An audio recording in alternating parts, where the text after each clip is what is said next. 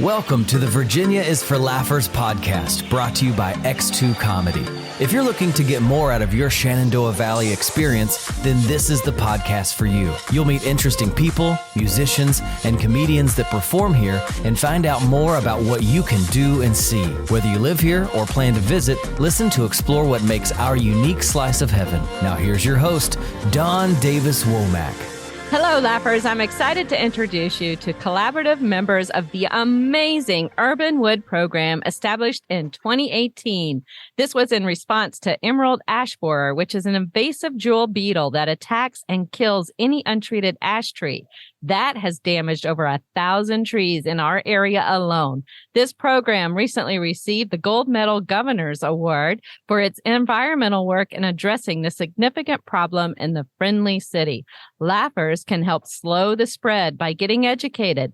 Take a workshop that repurposes the wood to build charcuterie boards, birdhouses, bee hotels, or hairpin tables, or get involved with the program through planting. With us on the show today from Harrisonburg Public Works is Jeremy Harold, Green Space Manager, Mike Hott, Landscape Manager, Brittany Klemhott, Outreach and Communication Specialist, Joe Lanin, Urban Wood Marketing Specialist from the Virginia Department of Forestry, and owners Ned Gearing and Rhett Miles from Rocktown Urban Wood. Welcome to the show, everyone. It's great to have you all on today. Thanks so much, Don. Great to be here. Yes, other than my improv troops, this is, I think, the largest in Virginia is for Laughers history of podcast guests on today. So this is amazing. Thanks for being a part of this. Yeah, we're very excited to be here. Yeah, this is great. It was Grace, actually, from Harrisonburg Downtown Renaissance that introduced me to your all's program. And she told me about your workshops, which I can't wait to take one, by the way, myself, that you've done in collaboration with them. It's exciting stuff. And I had no idea about any of this. And I feel super privileged to be a small part of helping you all get this word out. So let's get into it, shall we? Yes. Let's do it. I think we should begin with this invasive jewel beetle and help the Laughers get educated about that. It is the emerald borer ash beetle, and it doesn't originate in the Shenandoah Valley, but yet has found its way here. Can you tell us where these beetles originated from and how exactly they destroy trees?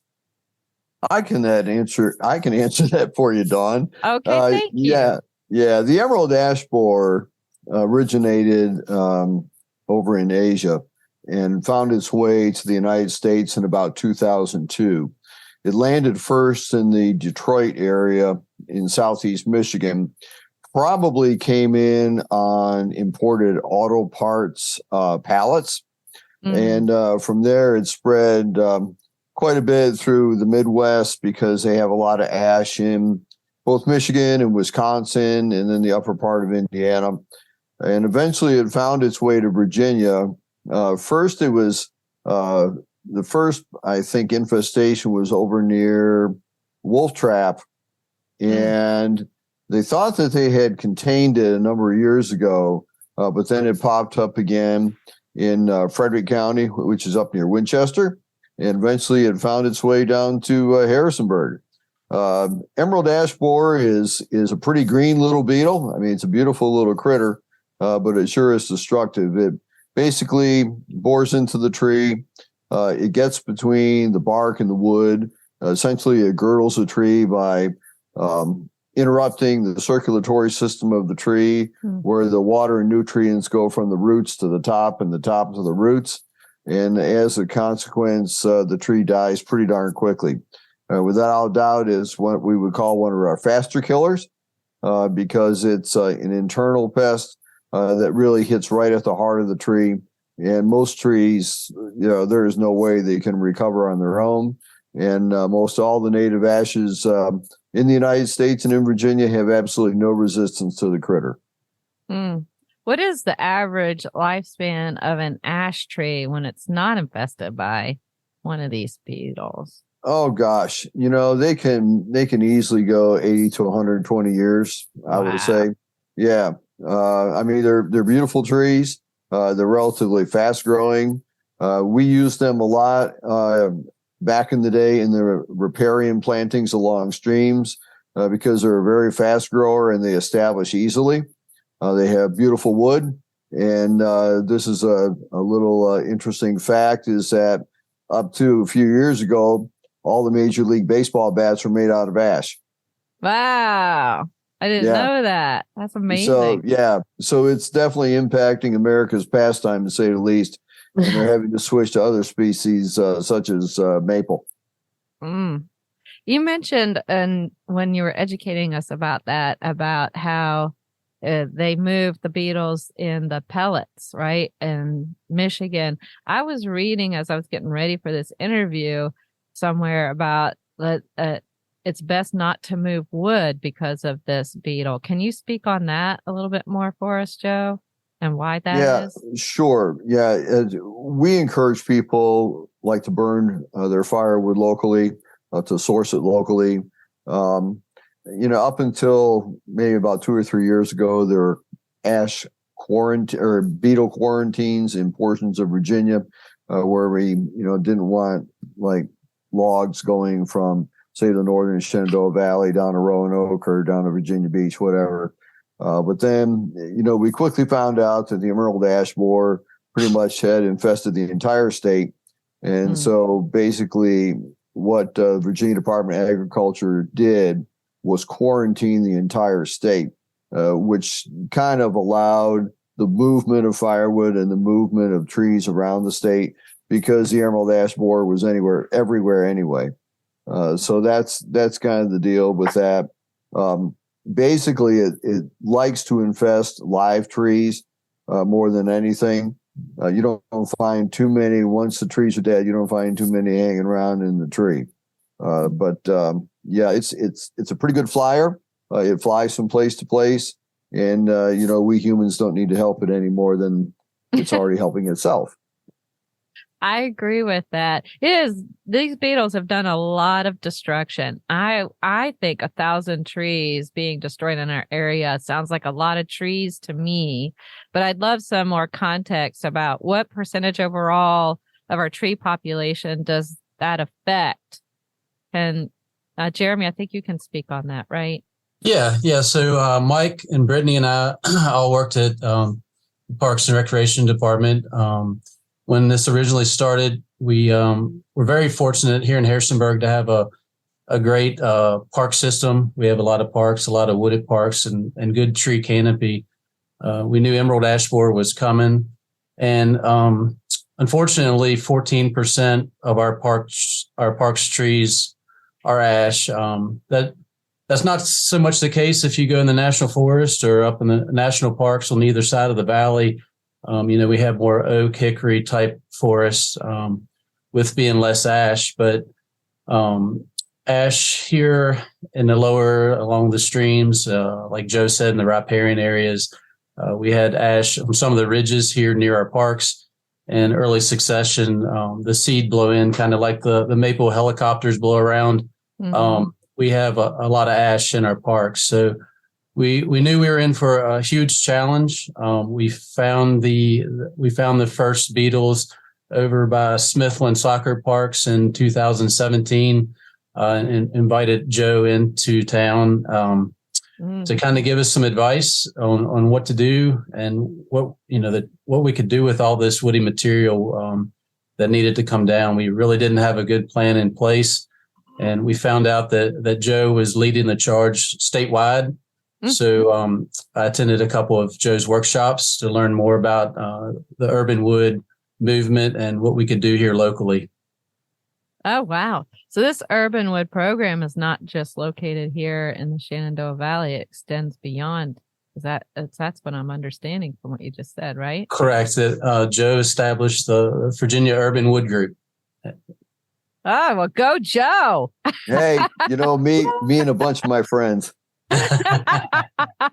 Who discovered it in our area local? An employee, yourself, someone else, or a group of workers? So we've been surveying trees for the last 5, even 10 years. We knew, so Joe can probably elaborate a little more, but the beetle is usually here longer, or it gets here and it takes a few years. They start at the top of the tree, and they've been here for a while. So we knew that we needed to get a plan in place. Is this situation with these beetles expected to get worse? Is the situation improving with this concentrated effort? Well, sadly, it's going to get better because they're killing all the ash trees and they're not going to have anything to eat. It's a populations crash.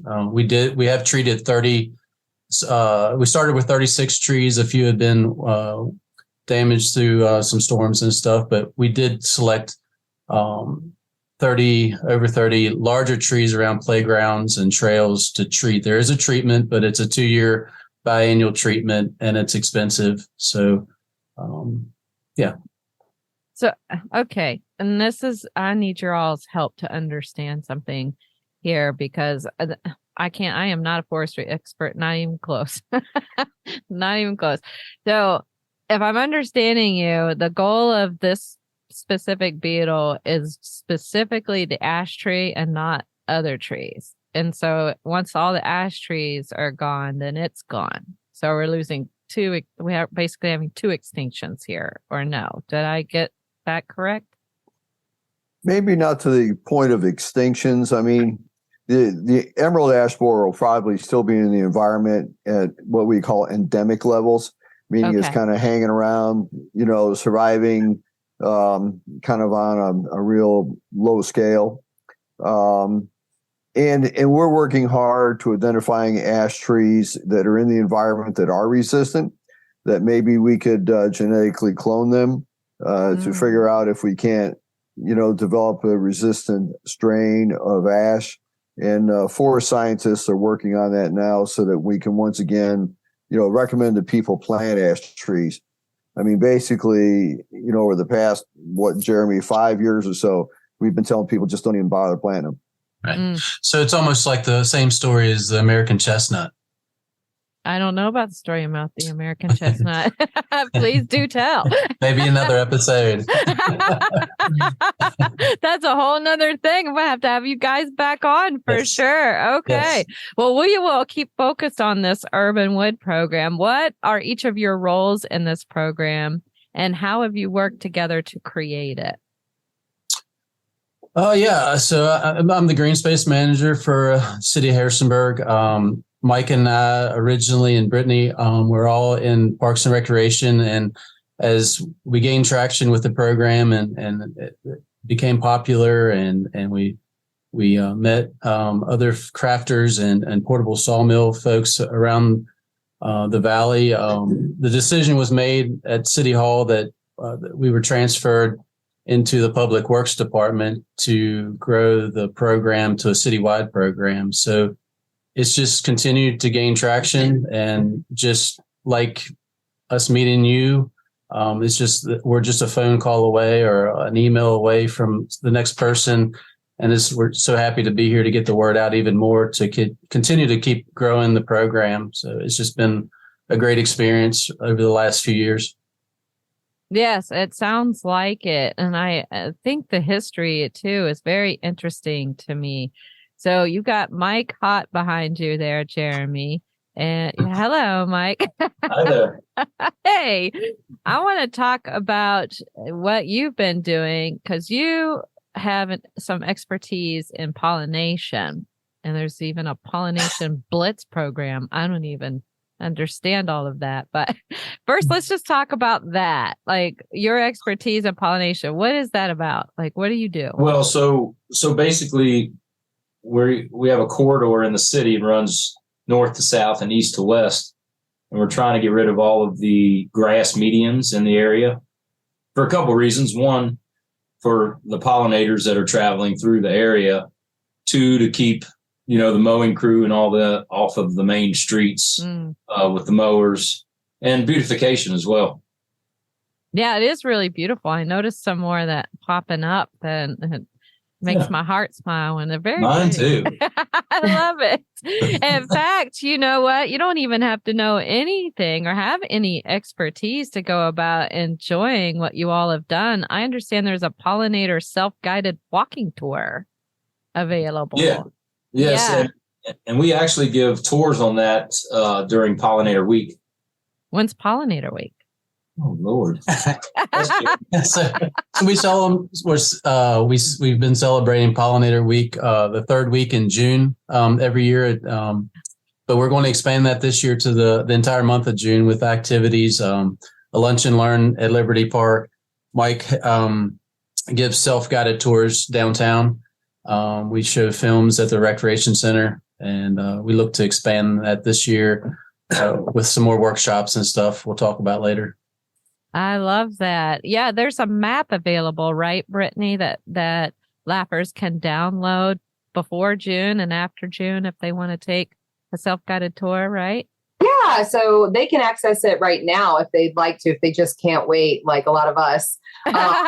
And it's available on our website at Harrisonburg VA/urban-forestry-program. And I know we'll provide more information about that later. But yes, it's essentially a story map where somebody can take out their cell phone and walk along with their story map and learn more about each specific pollinator garden as they go. So it's pretty neat. I would definitely recommend doing it when the flowers are blooming, though, in the spring, which seems to be coming a little bit earlier this year. But we're excited for June. I'm excited for June too. Yeah, it does. This program is great for the city, but if you could get like half of your laughers out there to transform just a little bit of grass into a pollinator area, man, imagine what could be done. I know, right? Yeah. Recruit them all. we can have fun doing it. That's right. You guys are some good people over there. You got a great staff at Public Works and you're keeping track of these trees. I found this very fascinating that you keep track of each type of tree along with the ways to utilize damaged ones for things like lumber and wood chips. What is your all's process to do this kind of tracking and how do you record all this data? Right. So, we keep track of every tree that comes down. Mike's been very hard at work. 600 trees had to come out of Westover Park. So we keep track, and our goal for our program is to replant 1-to-1 ratio. So every tree that comes down, we're replanting. And we don't want to replant all the same trees. We don't want that monoculture. So our goal is to plant less than 10% of any one species. We're trying to keep everything as native as possible, and less, like I said, less than 10%. So we plant in the spring for Arbor Day celebration and through the month of April, and then we plant again in October. Fall is a good time to plant.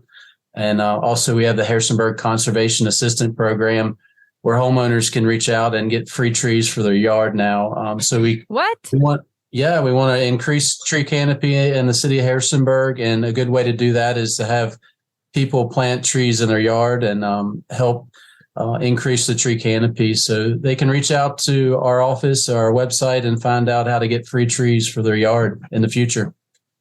How many free trees can we get per yard? So up to $3,500. Asking for a friend, know. $3,500. We come out. We partner with Shenandoah Valley Soil and Water Conservation District, and they come out first, and then we come out. We approve the plan. You have to have enough space for the trees to fit, and once the plan's in place, you purchase the trees. You keep your receipts, and then you turn your receipts in for 100%. Rebate. That is incredible. I wonder if that even works with HOAs. Do you work with HOAs with that at all? Good question. I'll have to get back to you on that one. We are working with we do work with church and other organizations. So I think there is possibility for the HOAs. Yes. Yeah. The reason I asked is because I live in a cul-de-sac, and, we had landscaper come out and had this beautiful plan. We are all so excited about it, and we ended up getting basically a smaller plan from the management company, and that's okay. But if we can do something like this, we can maybe move back toward the original plan and get some more trees out here. That's why I was asking for a friend. Who has access to the data of your trees? Is it just within the public works, or is, this tracking available for public view? A little bit of both. We have a brand new management plan that was established in 2021. We're creating a tree inventory right now. And we actually have a dashboard on the web that people can go and look at our tree inventory. Now our program just takes care of public trees, so parks and schools, the golf course, and right of ways. So we continue to work to update our tree inventory that can be accessible to anyone that wants to see. You've mentioned tree canopy. That's actually a new phrase for me. I'm pretty sure that means like the leaf coverage from trees. Is that what you mean by tree canopy? Yeah, Joe, you want to add to that? Yes. Yeah, sure. Tree canopy is especially the larger trees and even the smaller trees that kind of more than anything shade the landscape. They do several things. Not only do they provide shade, they reduce the heat island effect in the city where there's heat radiating from concrete surfaces. So they're cooling the air. They're providing more oxygen. And they also intercept rain during the heavy storm events, so that slows down the rainfall and it reduces urban flooding. Without a doubt, Harrisonburg has done an absolutely fantastic job with this program they're offering now, where they're working with SWCD on these trees for private homeowners. I mean, it's just a true good recognition of why they are considered a Tree City USA by the Arbor Day Foundation. There's such a thing as Tree City USA. There is. There is indeed. I'm learning so much. What do you have to do to be that? I guess there's cities across the USA that have to qualify. So what are the qualifications to get this wonderful honor? I'll let Jeremy take care of that one. Okay, Jeremy. Thanks, back to you. All right. So, Harrisonburg's been a Tree City for, we're celebrating our 18th year. So there's several requirements that we have to do. We have to have a tree ordinance. We have to have a tree board. We have a Harrisonburg Public Tree Advisory Board. We have to celebrate Arbor Day. We read a proclamation that'll be read here at the second city council meeting and the first city council meeting in April. We celebrate Arbor Day in conjunction with Black's Run Cleanup Day each year. This year, Black's Run Cleanup Day and our Arbor Day celebration will be April the 15th. Is that correct, Brittany? Yes, correct. Yes, Saturday. Yep. So encourage everyone to sign up for Black's Run Cleanup Day and come and help. And then the last thing is we have to have a budget. So there's 4 items for all cities across the nation. And again, that's part of the Arbor Day Foundation. And we just got awarded our 2022 award letter just came in. So we'll be celebrating that. Yep. Yeah, that's so good. A few things about that. Number one, April 15th is a fantastic day. That's our next X2 comedy show at Court Square Theater. A little plug there. So perfect. That would be a perfect ending to a day of doing that. And I think I know what Black's Run Cleanup Day is. I used to do it a few times, actually, when I was helping the area's high school athletes at Harrisonburg High School do some community service, and they came out for the day and do that. It was very rewarding. Very big plug to people out there working in youth. You can bring them out for a very active day to help the environment. But that's because I know what it is. So I would just love if you took a minute to say what Black's Run, that program is that day, the cleanup day. So if someone's never heard of it before, they might want to come out and get involved. So what is Black's Run Cleanup Day? Brittany, you want to? I can explain that. So every year we have this annual event where we get the community together. People can participate as individuals or they can form groups to help us essentially pick up litter and clean up Black's Run, essentially the whole stretch through the city of Harrisonburg. So it's a very organized effort through our office. Our staff works hard on creating actual maps for all of the participants. And just time out, Brittany, just for people that are, maybe in England, we have people as far away as that. Black's Run's a river that runs through the city, just for context for people that may not be familiar with it at all. Please continue, Brittany.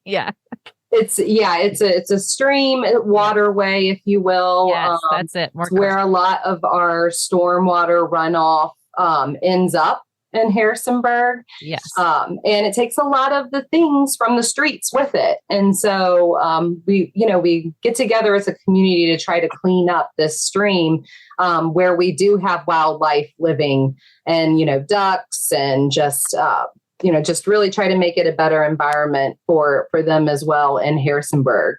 And so what we do is we gather and we have a green scene event that's full of local environmental experts. And the participants that register for Black's Run Cleanup come visit the green scene, chat with all of these experts, learn some things, participate in a passport activity for a raffle prize.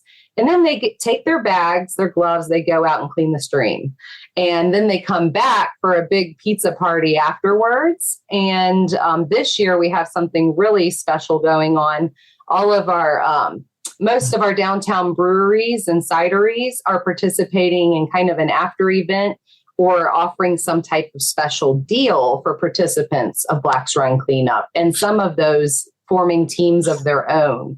So it's really become a community event. And it's grown over the years. This year it will be located, it'll kick off right beside the Harrisonburg Farmers Market downtown. So we're expecting a lot of participation this year. So we're very excited about that. And you can register by visiting our website for that as well.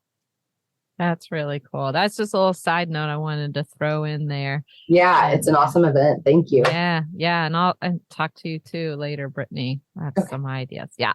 Great. So yes, you're welcome. What is the overall goal and objective getting back to the Urban Wood program for this collaborative team? Yes, our ultimate goal and our mission for the program is zero net waste to Rockingham County landfill. The way we approach a tree is if a tree has to come down to end if it's biological life or for a capital improvement project or something like that, we approach the tree and the smaller branches get chipped. We use that mulch back into our pollinator program, and the medians we use that mulch. The larger branches get processed into firewood that we sell back to the community. And then the biggest thing about this is to look at the tree and make sure we can save that log for a higher end use to make lumber for furniture or to get that log out into the community or to crafters like Rocktown Urban Wood, and they can utilize that and save that carbon and make some beautiful furniture back for here in Harrisonburg. Yeah, that's good. Yeah, I can't wait to talk to them here in a minute too. I want to ask, what are your biggest challenges with this program? Staffing is just a couple of us but now that we have more resources here at Public Works, we're actually working with engineers now. So when they approach new jobs, they're getting ready to straighten University Boulevard behind their Convocation Center. They know that as soon as they go out and start laying out the new road, that if a tree has to come down, they're automatically at frame of mind now to know that we want that instead of the contractor hauling to the landfill. We have stream restoration project going on here behind our office, and we're saving those trees from the landfill.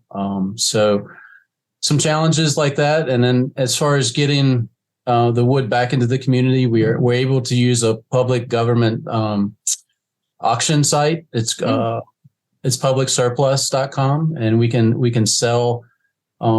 Harrisonburg gets rid of all our assets through this way, from vehicles to computers. So we're able to sell logs to folks like Rocktown Urban Wood but it's a little cumbersome. It would be nice to somehow eventually make a better mechanism to get the wood and lumber back into the community. Wow. You guys are so dedicated to doing all of this. And I say we take a break to celebrate that with some yummy snacks from Preposterous. I believe all of you. Most of you got some, don't you? It's very good. Yeah, Popcorn? What popcorn? I am munching on some classic cheddar again, because I can't get enough of that. What are you guys munching on? Dawn, I have caramel and cheddar here. I think that's called the Windy City mix, cheddar and caramel. Oh, how's that tasting over there, Brittany? It is delicious. This is a party in your mouth. Mm-hmm. Go with the cinnamon. It's nice and hot. Like you, right? Mike hot over there, everybody. What about Ned and Rhett? What are you munching on over there? I got cinnamon going. Cinnamon going. How's that tasting to you? Like Brittany said, it's delicious. And Joe, I'm sorry we left you out, but you're getting yours tomorrow. Crushing me. It's just crushing me. Killing my soul. You're a little perfect. I know what it is now, Dawn. You know that my popcorn is going to be performance based. How well I do today, whether I see that popcorn or don't see that popcorn. I know how it's rolling. Well, Birdie told me it'll be up over Afton by tomorrow. All good. All good. Snack And for Friday. I That's know. It's incredible popcorn. They too are dedicated to producing great tasting gourmet popcorn. So you can save money today, Lappers, and have it delivered to your front door, because you know what? They not only source the kernels from local farmers, but they can ship it to you within 2 days to ensure maximum freshness. So that means maximum freshness for you too, Joe.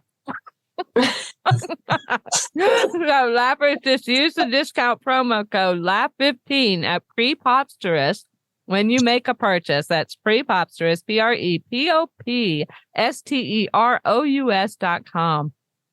Yummy, right, fellas and ladies? Very good. Yes, thank you. You are welcome. Thank you. You are welcome. Well, I think It's fantastic. we have to bring you two back, Joe, so you can, confirm for sure. But I think we've been teasing here a little bit with the Lappers about what they can do and make with Rocktown Urban Wood. So I want to kind of transition into that. We have Nett Gehring and Rhett Miles. They are the owners of Rocktown Urban Wood here, and they are collaborating with this Urban Wood program and doing some pretty cool, crafty stuff that you can be a part of too.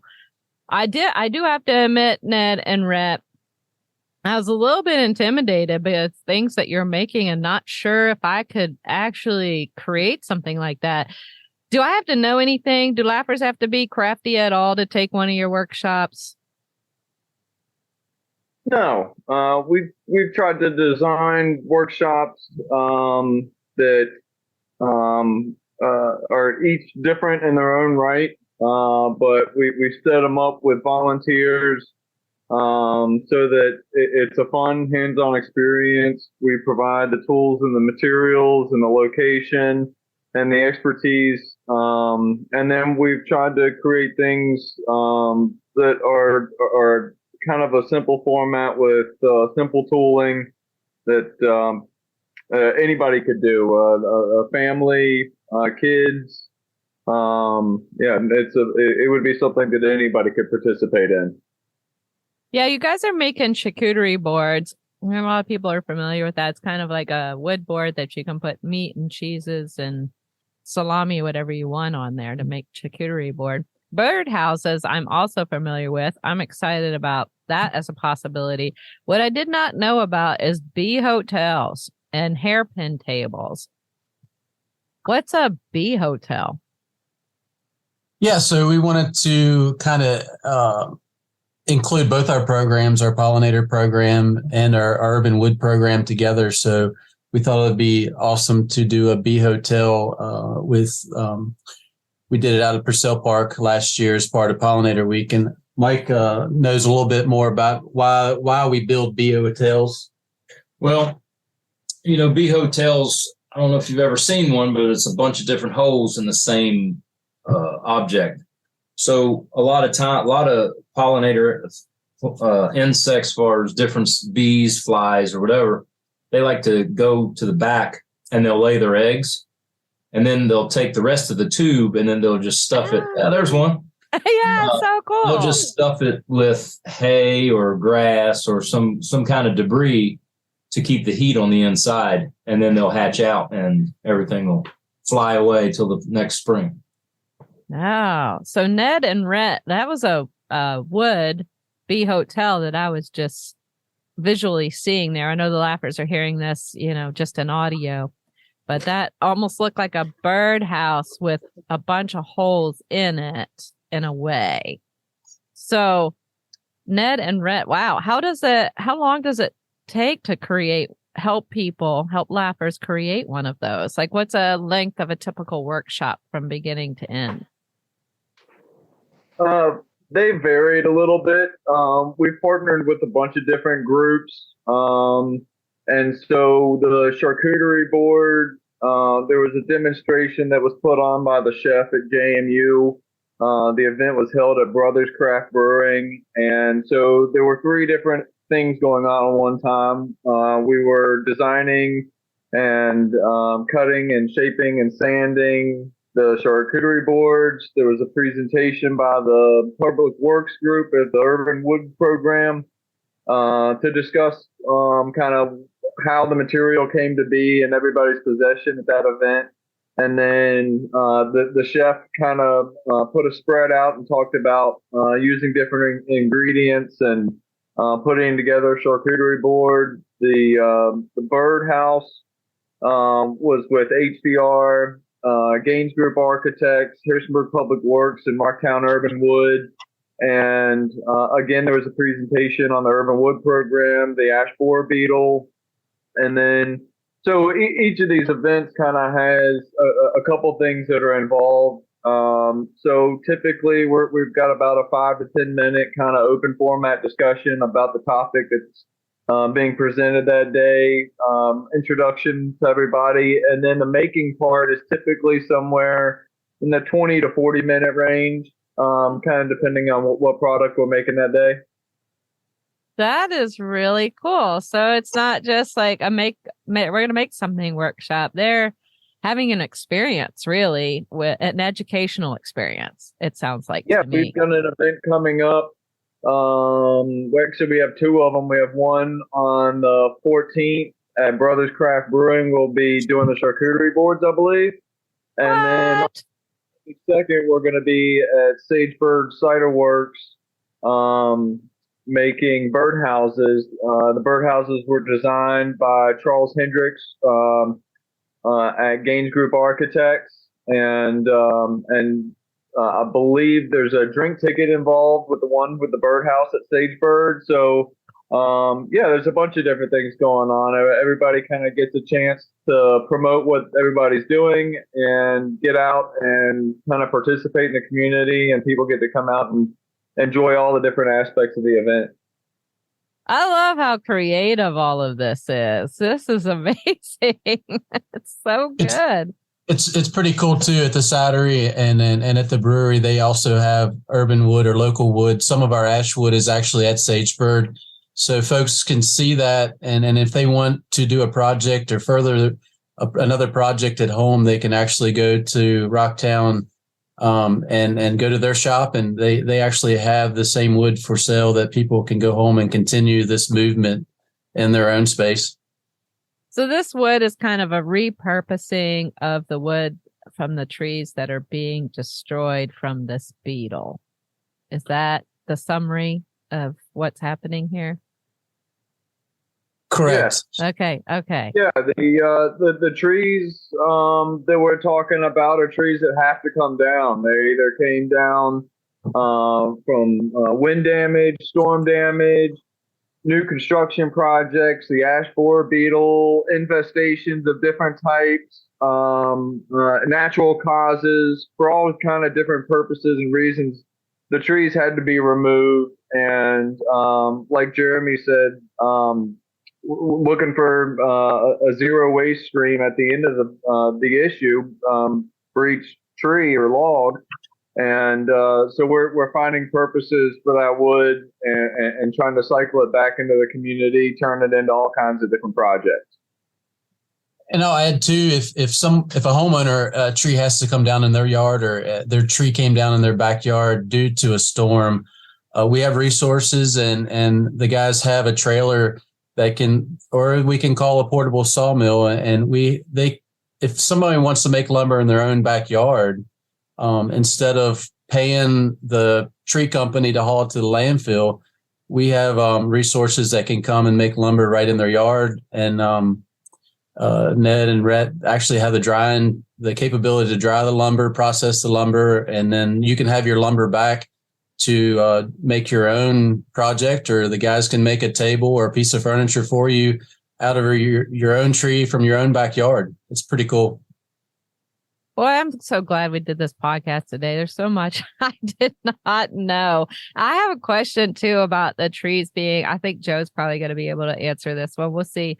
But the trees staying out of the landfill, I mean, things being out of the landfill just in general sounds important to me. But I'm sure there is more to that, why it's important to keep trees out of landfills. Can you speak on that at all, Joe? Yeah, sure. A couple reasons. I mean, obviously, we want to minimize any waste, that goes to the landfill, be it trees or plastic or whatever. And trees can be upcycled, like Jeremy was talking about, to folks like Rocktown and other urban wood businesses in the area. The great story is when these guys are and the trees are going to the local makers. They're making solid wood projects, which still stores carbon. There's carbon stored in the tree. There's carbon stored in the wood product. And as long as that wood product exists, and these are really well-crafted wood products that people are going to want to keep for a very long time, then the carbon is still stored in there. And that helps, of course, with the issues in climate change and warming and everything else associated with it. And our goal, also is to help businesses like Rocktown succeed. And, we want to see them succeed and build a local urban wood economy, all across Virginia, all across the United States, really. And so bit by bit, tree by tree, we're getting it done. You are getting it done. And you guys at Rocktown Urban Wood, in preparing for this interview, I was seeing your work online. It's absolutely gorgeous. It is very stunning. So it would be exciting for anyone, I think, to take advantage of these workshops. I did notice too, get back to some of the things you do help create these hairpin tables. I know what a table is. What does hairpin make? How does it make a table special? I don't even know how to ask the question, obviously. So I mainly, what is a hairpin table? I guess I should just simplify it. So a hairpin leg is just a style of leg, probably popularized in mid-century modern style furniture. It's an easy to apply leg. So a lot of people who are new to getting into crafting and making can make a table using this style of leg. They can take a live edge slab of lumber and pretty much put some legs on it and have a coffee table or an end table. It's just a way for introductory people to make it into craft. I see. And you don't just do the workshops too. I was noticing you kind of do commissioned pieces as well. So say a business wanted to, or an organization wanted table or some kind of wood piece, you would be able to help them out with that as well, right? Yeah, we custom make furniture, conference tables, dining room tables, various styles of furniture or other custom woodwork. But we also do retail lumber of our local domestic trees that have come down and we have dried. And people can come and get just material off of us and go work on their own project. Oh, that's so cool. You guys are doing amazing things, all of you. This is great. I want to ask just a couple of more questions before we wrap up here. This is another one for you, Joe. The Virginia Department of Forestry has granted funds to the program to begin an official maintenance plan for public trees.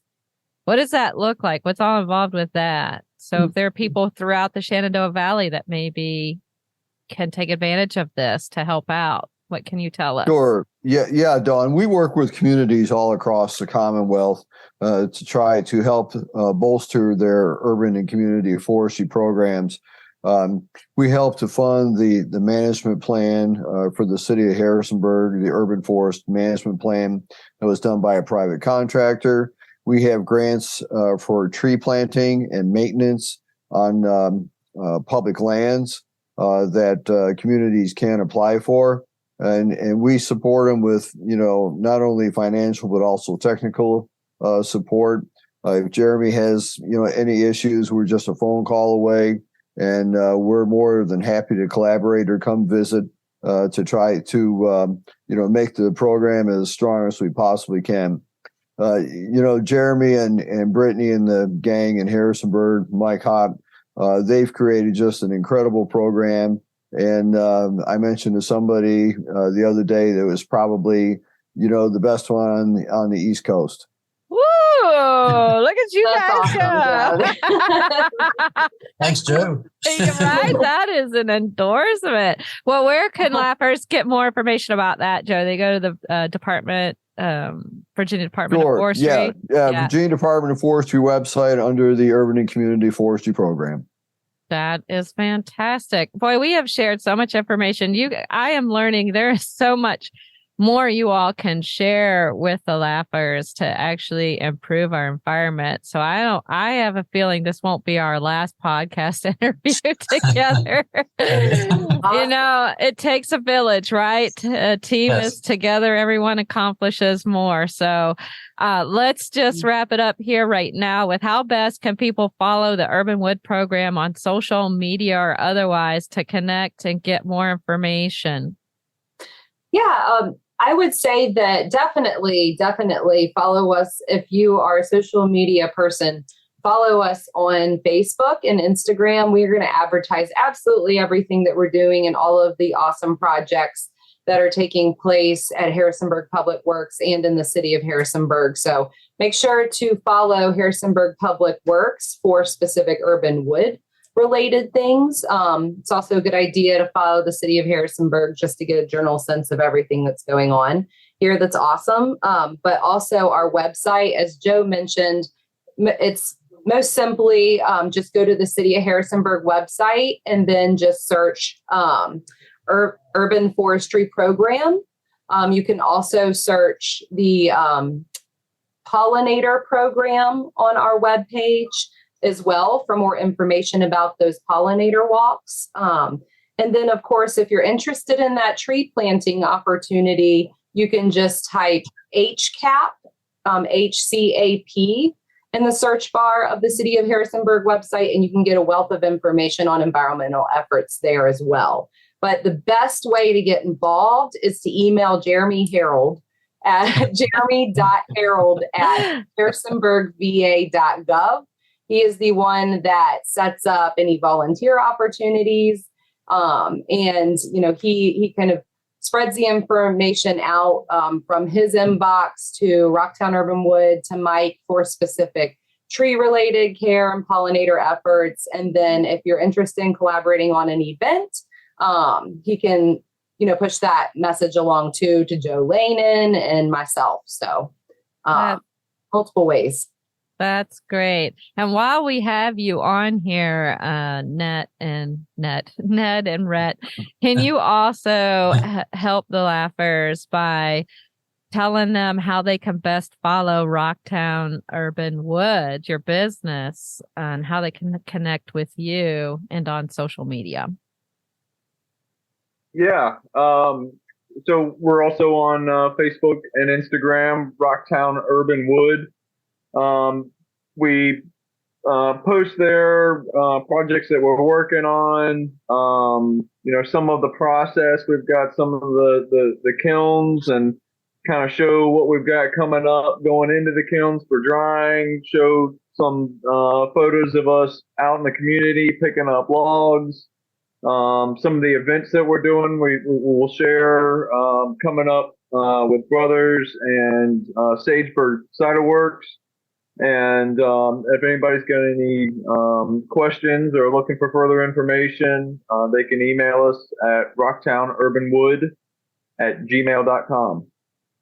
That is awesome. Thank you all for sharing that. And Lappers, will be sure to put all that information for you in the show notes as well.